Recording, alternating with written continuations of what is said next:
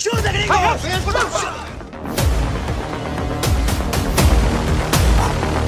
a world where drama has become the new drug in modern entertainment, betrayals are probably the most highly demanded source of intoxication. Come on, don't lie to me. You know you like getting shook over an unexpected switching of sides. I'm a f***ing Shelby. So am I. Of course, the TV region doesn't judge, so I'm here to feed your addictions with the top 25 betrayals across films and TV. Good old Uncle Charlie.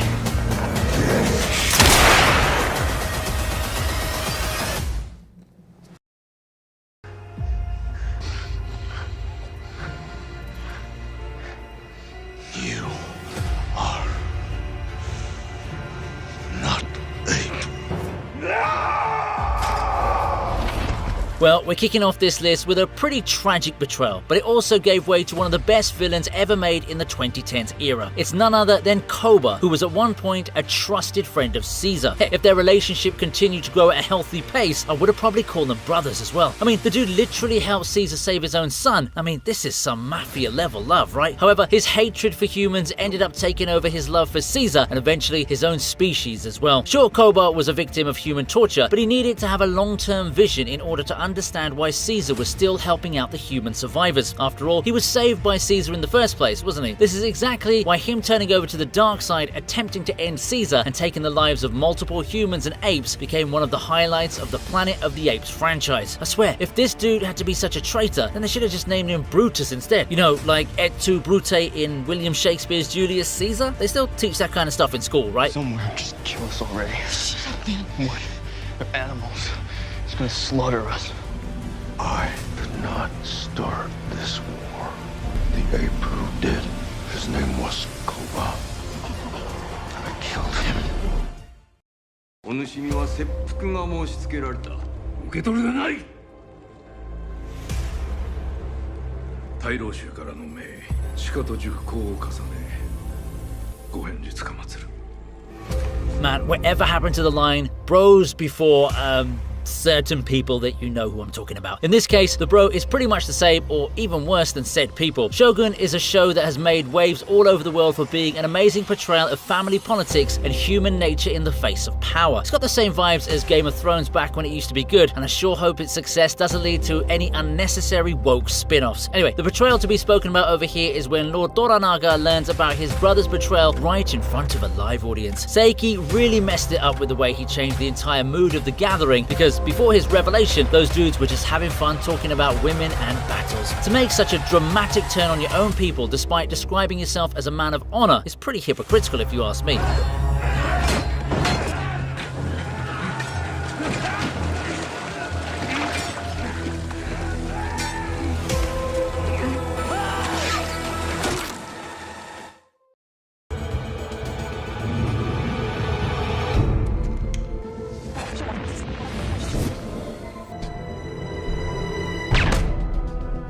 Well, it's kind of funny how a dude who literally lives in the shadows of the greatest detective in the world had no idea that his wife used to be a deadly assassin. John Watson did always come across as a schmuck if you look at his general vibe, but man, his wife sure knew how to make things interesting. It was the investigation of Charles Augustus Magnuson, aka Cam, that eventually led Sherlock and John down this rabbit hole, but it was obviously Sherlock who found out the truth first. I was really hoping to see Moriarty here, but I guess the betrayal aspect adds some shock value to the reveal. Now look, she doesn't kill Sherlock on purpose, which means that she did care enough to keep him alive, but the problem is that she only did it so that John wouldn't be falsely charged with the murder of Augustus as well as Sherlock, and on top of that, she was living a lie the entire time right in front of her stupid husband. Hiding your true identity as an assassin doesn't exactly scream trustworthy wife now, does it? Man. It's pouring.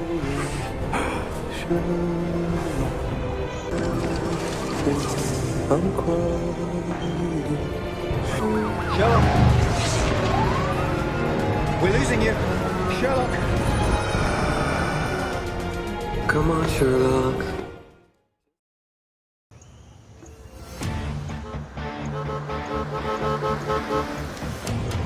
Jorge! Come on, man. Shoot the gringos! What's that? Shoot the gringos! Shoot the gringos! No!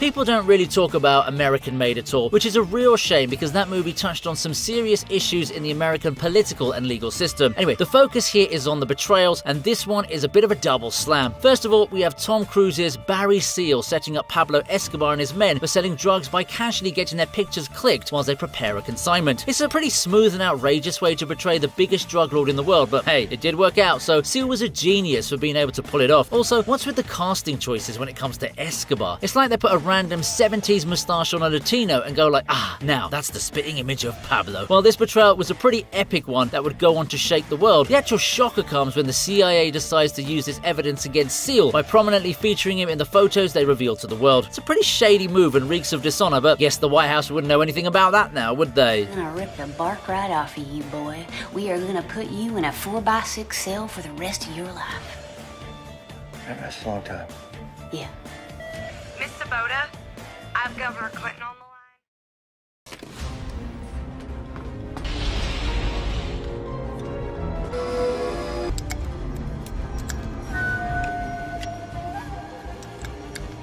You remember how John Hammond would keep flexing how he spared no expense when it came to the building of Jurassic Park? Well, it turns out that he was an even bigger liar than Drake, because the dude was literally underpaying his employees to the point where they ended up trying to sabotage the whole IP of the park. Dennis Nedry was a crucial cog of the security system, which I'm sure we can all agree would be an extremely important one in a park filled with freaking dinosaurs. The fact that Hammond didn't pay him in what he was asking for will always go beyond my understanding, because how much was he really asking for? A couple of extra $1,000 per month. I mean, that's not so bad, right? Instead of just listening to his valuable employee, Hammond simply said that Nedry's financial problems are not his own problems, and that's when he gets the classic betrayal that actually sets off all the dangerous plot points of the whole movie. Nedry was going to sell off all the embryos to Johnson's company, and shutting off the security alarm was a really jerk move, but hey, I guess bro wanted to eat as many cheeseburgers as he could get his hands on. He does meet a fitting end when the Dilophosaurus eats him up while also ensuring the embryos never make it out of the park. However, let this serve as a reminder, all you aspiring CEOs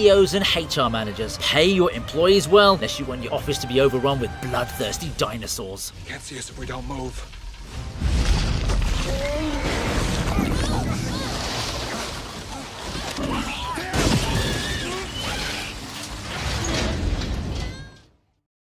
Use it.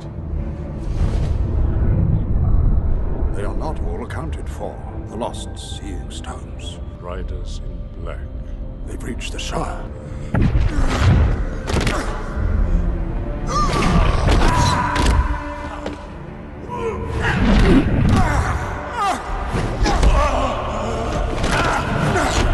You can't really have a TV region list without a bunch of classics in it, which is why Lord of the Rings finds its way here. Of course, the betrayal of Saruman the Wise is good enough in itself to enter my top 20, and this scene with Gandalf was a nice display of character development for him, even though he becomes a villain. It's not without absolute reason, though. For starters, I like how his own personal room in the tower looks tattered and disorganized. It makes me think that Saruman really did try researching and looking into each and every solution, tactic, and method to defeat Sauron through logic and knowledge, but found nothing. He was too rational to consider hope, bravery, unpredictability, and cunning ploys as advantages, and instead focused on numbers, power, and might. Almost like a mad scientist trying to solve an equation, he gave up and refused to let anyone else solve it either. You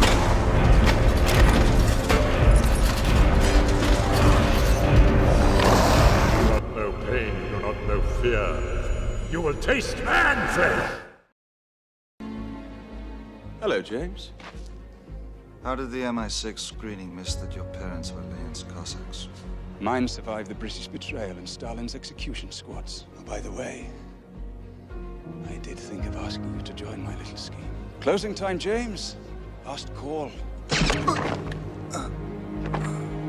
007 is known for being a dedicated spy whose loyalty only sticks to his missions, but even then, he should have probably given some more thought before making Alec his bestie back when they used to work together. The shocking reveal of Alec being the head of the Janus crime syndicate was something even James Bond would never have imagined, and the little dialogue they have over here is pretty much all the exposition you need to understand why Alec went rogue. Of course, there's also my theory that he didn't like how 007 became a catchy title rather than his own 006. Then again, I think avenging the betrayal of his own parents, which drove them both to to their tragic demise was a more plausible reason. Anyway, Pierce Brosnan wasn't having any of it, which is pretty much how he should be operating as a spy, but it was too late for him as he got tranquilized before he could finish off his frenemy. On a side note, I don't know what Hollywood has against Sean Bean. Bro's always find himself dead at the end of all of his roles. Even here, he faked his own death in the beginning only to actually die at the end of the film anyway.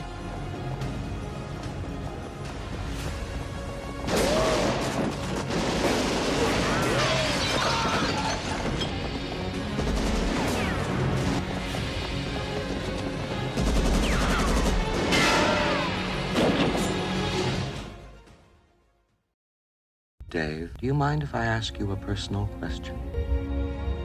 How do you mean? Rumors about something being dug up on the moon. I find them difficult to put out of my mind. I've mentioned this classic multiple times in my videos, but this is the first time I'm actually covering an entry on it. Stanley Kubrick's 2001 A Space Odyssey has been widely regarded as the best sci-fi film of all time and consistently finds itself at the top of all-time movie lists as well. One of the many reasons for this is his portrayal of AI all the way back in 1968. Yes, like 56 years ago. HAL made for the perfect villain and was the first proper portrayal of AI going rogue. The silent murder of astronaut Frank Paul remains one of the most horrifying scenes of all time, and the sequence where David Bowman demands HAL to open the pod bay doors is so iconic that Apple programmed a funny response into Siri based on the same conversation. I don't know what you're talking about, Hal. I know that you and Frank were planning to disconnect me, and I'm afraid that's something I cannot allow to happen. Hal, I won't argue with you anymore. Open the doors. Dave, this conversation can serve no purpose anymore. Goodbye.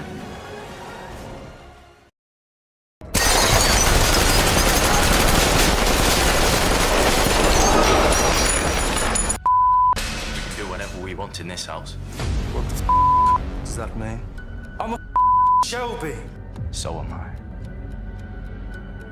Okay, so I know that Finn isn't exactly too much of a major character on Peaky Blinders, but damn, his betrayal to the Shelbys only went on to further prove that he's as useless when they come to the gangster lifestyle. Like seriously, why the heck did you stand up so much for Billy? This is the same man who used the information you gave him to foil the plan to assassinate Oswald. Each and every one of the Peaky Blinders seasons before that would end with some genius plan by Tom to gain victory, but season 5 was such an oddball because of Finn's stupidity. It's kind of reflective of how he himself is the oddball of the Shelby family as well. And fine, even if you're stupid enough to spill the beans to a spy, why did you still point the gun at a fellow Shelby when the truth was presented to you? This is a clear case of ego overtaking values, and there's no place for that when you deal with Thomas Shelby. Come on, Finn, you can't just turn your back on family like that. What would Vin Diesel say? Even he wouldn't have cast you by order of the Peaky freaking Blinders. Good old Uncle Charlie.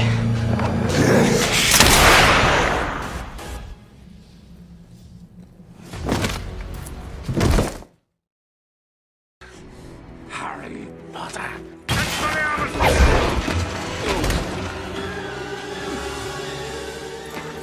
Severus? I'll show you mine if you show me yours. Your arm, Harry.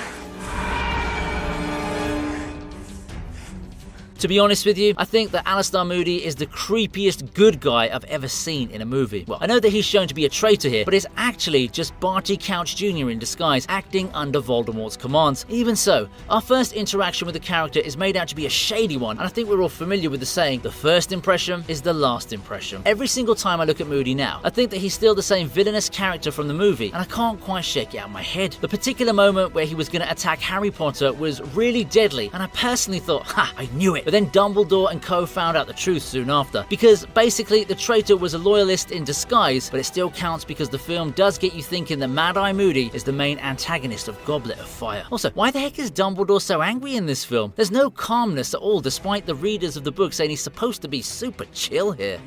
I said pick it up. Get up, get up. That's better.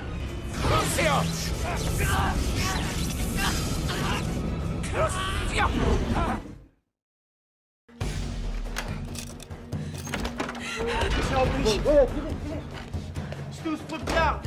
He's gone mad. We all go a little mad sometimes. No, Billy!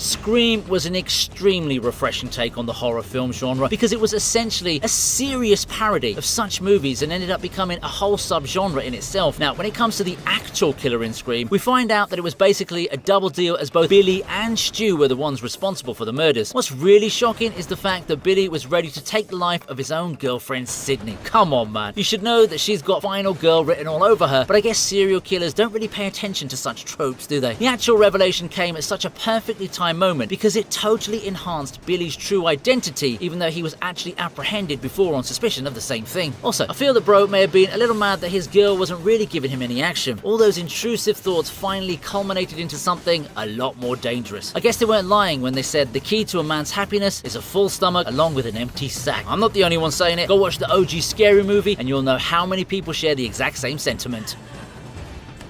Guess we won't be needing this anymore. And oh, look at this. Ring.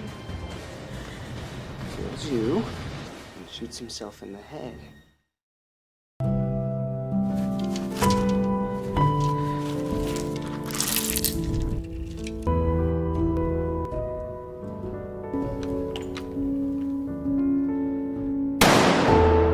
Squid Game really did serve as the trigger for Korean content to go viral all over the world. Yeah, I know K-pop's a thing, but I'm talking about serious stories and captivating plots. Sang-woo never really showed himself as a character you'd want to sympathize with because he did always consider his own intentions above everyone else. Ali, on the other hand, was always portrayed as the nice guy who's ever ready to help out whoever he could. All of that changed in episode 6 when Sang-woo ended up stabbing Ali in the back, or in this case, having Ali shot in the back. The marble game was a brilliant way to showcase the true nature of human beings and what they do when presented with difficult choices. Sure, it's our natural instinct to fight for survival, but the way Sang-woo totally manipulates Ali to save his own life was so diabolical that even Butcher wouldn't approve of such a shady tactic. Of course, it did make for excellent television, especially during a time when the world was still trying to recover from lockdowns and other restrictions. Can't wait to see what season 2 is going to present to us.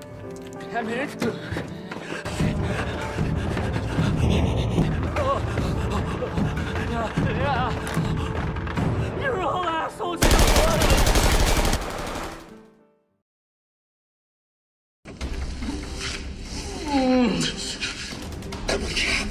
Very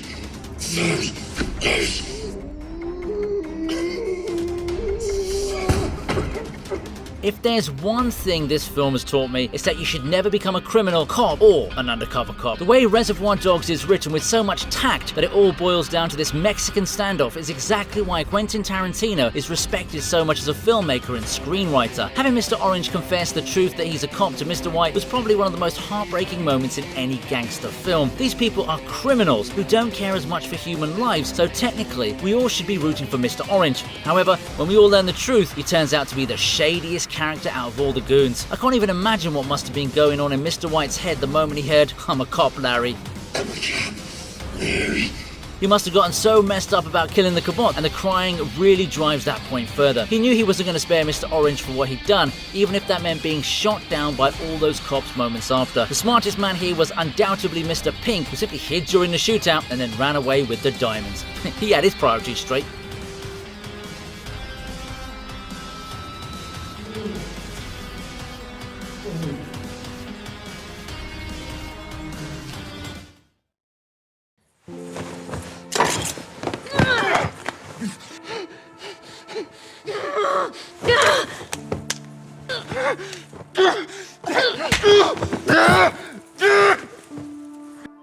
Okay, so this is the culmination of scenes from 2 episodes because Tyrion is really made to suffer badly here. Shay was never really considered to be a highlight character because she was a professional after all. Even so, the relationship between her and Tyrion was a bit of beauty in the middle of the madness of Game of Thrones. However, all of that changed when she openly exposed Tyrion in court. It led him to change his character from fun and hilarious to somber and depressing. This was the real loss that Game of Thrones fans suffered from the incident. If that wasn't bad enough, Bro caught Shay cheating on him with his own father after that. The worst part was hearing Shay refer to Tywin as her lion, which was the exact same thing she used to say to Tyrion. It's such a tragic ending to a relationship that people actually wanted to root for her. In the end, it was only Jaime who showed any kind of affection towards Tyrion, which once again brings me back to the saying, bros before Shay. However, in this case, it was more like bros before dads, although that actually sounds like the title of a very questionable Alabama movie. But you sentenced me all the same. Enough. We'll go back to my chambers and speak with some dignity. I can't go back there. Afraid of a dead horse?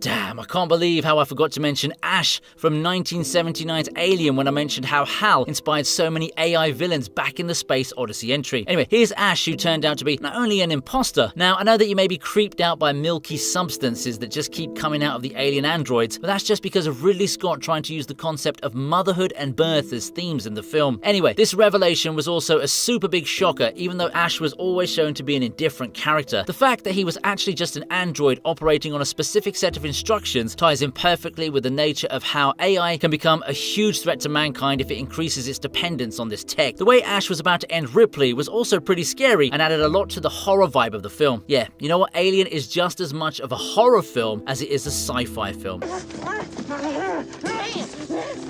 her up! Get her up! Get her up! Get her up! Get her up!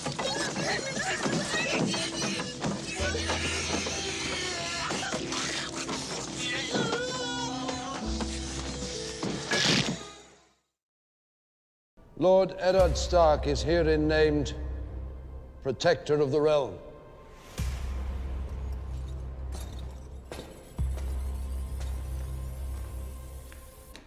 Your shield, Lord Stark. A piece of paper. Yes, this is the best way to kick off my top 10 because we've got peak Game of Thrones once again, and that too with one of the most impactful betrayals of the entire show. Ned Stark really got the wrong end of the bargain when he tried to get Littlefinger on his side. He did warn him that he can't be trusted, and this statement is proven true when he betrays Ned for Cersei after he tries to expose her for having Alabama kids with Jaime. The revelation comes at the worst possible time, with Ned getting apprehended right when he thought he was going to become the big boss of the whole show. However, he got fingered the wrong way and ended up dead in typical Sean Bean fashion. See, I wasn't joking when I said that in the GoldenEye entry, but yeah, it was this backstabbing that totally shocked the world, because never would you have imagined that such a highly promoted character would get killed off in the very first season of a show. I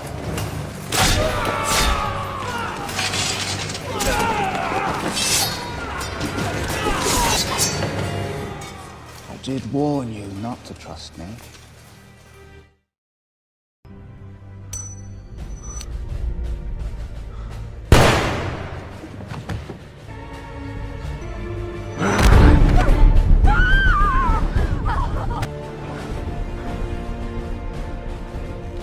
Well, this wasn't a betrayal against anyone in particular, but rather to Gotham City as a whole. Harvey Dent really went from good boy politician to bad boy villain in the space of one explosion and one dead girlfriend. Yeah, it's tragic to have half your face melted off and also to lose someone you love, but that doesn't mean you side with the Joker and go around terrorizing innocent people. Like, why did you have to go after Gordon's family to try and make a point about losing Rachel? It's really messed up, especially if this is how he actually thought of the world deep down inside his heart. Harvey Dent turning into Two-Face could also be seen as a betrayal to his own self, because there's no way his full-face version would have approved of such a heinous switch in a character. No, Jim, stop it! Harvey! Don't let Harvey! Rose? Rose! Rose, give me those keys! Rose, give me those keys. Rose, now! Now, the keys! Oh, be careful, bro.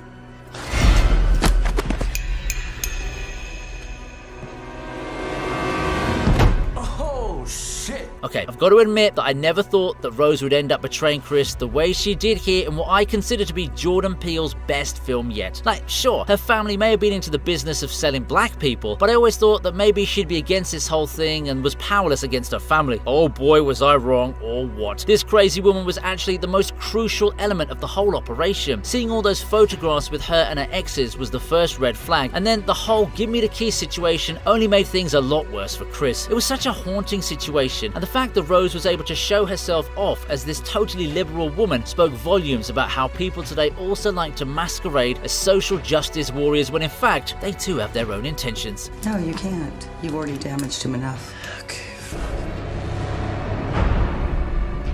Keep dropping all night. What? We got a cop in my crew. Yeah, I know. I'm kind of getting that feeling too. You know what? I thought I was the liar. Hey, I can explain that! Man, Martin Scorsese was in his Christopher Nolan era before Christopher Nolan even became famous enough for it to have become a meme. We all know how carefully structured The Departed was, and Marty followed it up with Shutter Island 2, so yeah, he really did like playing with people's heads during this phase. Anyway, Colin Sullivan is the rattiest rat of all rats because the way in which he played Frank and even the police force as a whole is something to be studied. Of course, even Frank was an FBI informant, so he's no less of a traitor, but Sullivan takes it to a whole nother level. He would have even gotten away with the whole thing had it not been for Dignam giving him his just desserts at the end of the movie. Also, if you're interested, you should also check out Internal Affairs from 2002. It's a Hong Kong film, and The Departed is essentially a remake of it, but with Scorsese's flair. Please. All right. Look, I'm sorry to even show up here like this, you know? There's no one else. Just to dream about you. You're a beautiful woman, Trinity. All I do is pull a plug here. But there. You have to watch APOC die.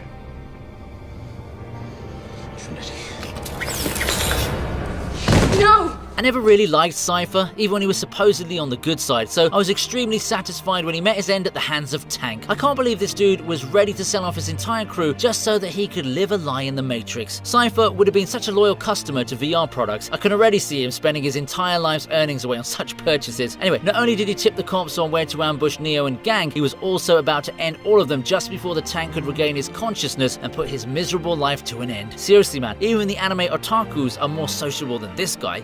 Tell me. Yes or no? Yes. No! I don't believe it.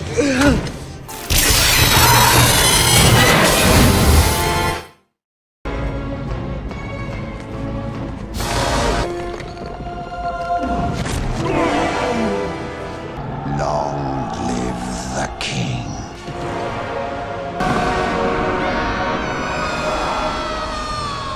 Well, I've been supporting bros this whole video, but one of the most traumatic betrayals of cinema history came at the hands, or in this case, paws, of a brother. Yeah, I'm talking about the scene where Scar betrays Mufasa and throws him off the cliff to die in a stampede of wildebeests. God, we all knew that Scar was going to be the villain of the film, but for him to enact such a devious ploy on his own brother was shameless to say the least. Of course, the main reason why this lands at number 5 is because of what happens after the betrayal. Seeing Simba in the state when he saw his dad's body was so tragic and saddening that I couldn't stop crying when I saw it when I was a kid. Heck, I still cry whenever I see that moment as an adult as well. And if you tell me that you don't feel anything during this scene, then you're either lying or you're just cold-blooded.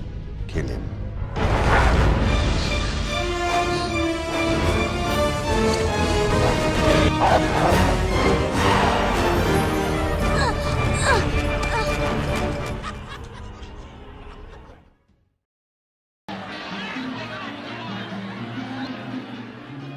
There's a plane waiting for us to take us to Miami in an hour.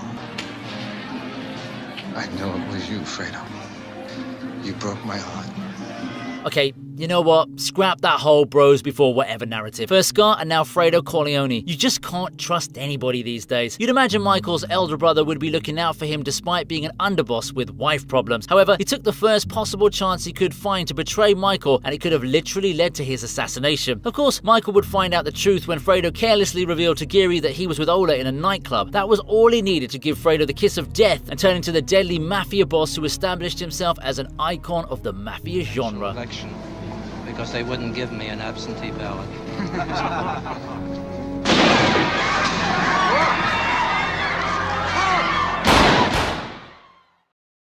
Aren't you afraid the Empire's gonna find out about this little operation? She just made a deal that'll keep the Empire out of here forever.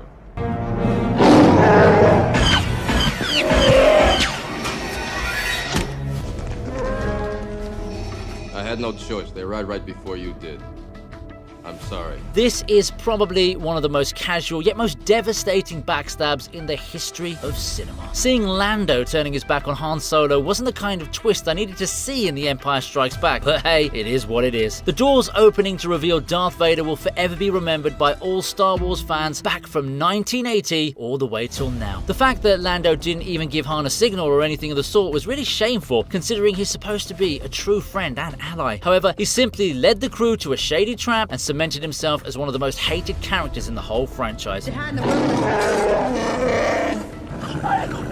understand, don't we, Chief? He had no choice. Just try it out. We don't need any of your help.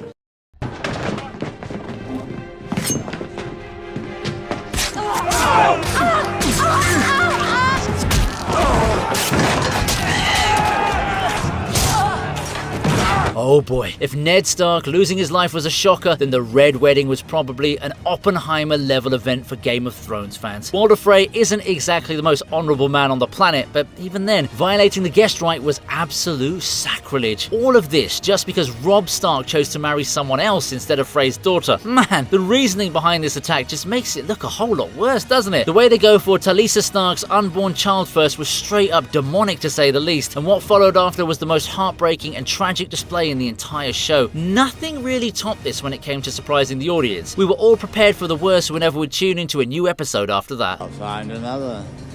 Mother. The Lannisters send their regards.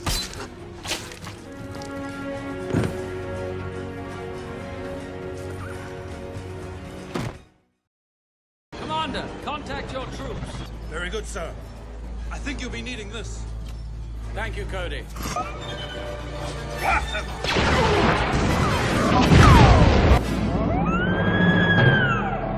Could there ever be anything more impactful than Anakin Skywalker turning over to the dark side and becoming Darth Vader? The Jedi Purge in Revenge of the Sith was definitely a horror show, but seeing Anakin take the lives of those kids was the hardest thing to watch as a Star Wars fan. Yes, we do get a lot of context after watching Clone Wars, but nothing can ever excuse what he did here. It's such a devastating moment, and it instantly classifies him as the main villain in a series that was primarily showcasing him as the hero. And not just that, this eventually leads to the birth of Darth Vader, one of cinema's most celebrated antagonists. It's really messed up if you ask me, but hey, that's also the same reason why this is the #1 betrayal on my list.